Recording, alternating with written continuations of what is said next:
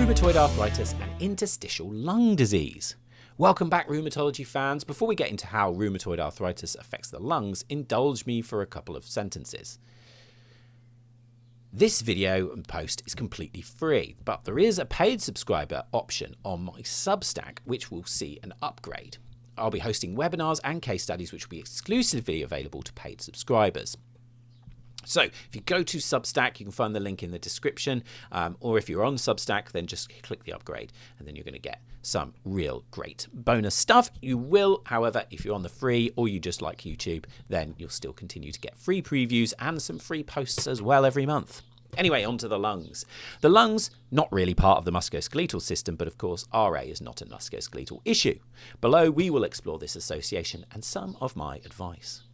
Rheumatoid arthritis and the lungs. RA is a chronic autoinflammatory disease mostly affecting the synovial tissue of joints and tendons. In some people, inflammation affects the lung tissue over time. This leads to fibrosis or scarring. It is essentially the same process as in the joints. The persistent inflammation in healthy tissue caused by the immune dysfunction or overactivity eventually causes damage. Lung complications occur in approximately 10% of people with RA, but changes to lung tissue can be found in up to 60%. Risk factors for developing complications are being male and smoking. Pulmonary symptoms increase mortality and morbidity rates in RA, so it is important to screen appropriately.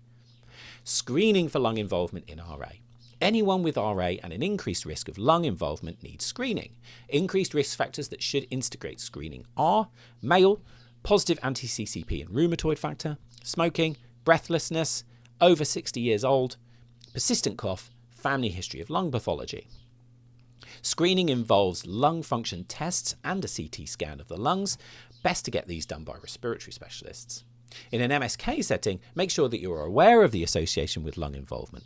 Ask questions about coughs and breathlessness. Be vigilant for breathlessness with exertion that seems disproportionate.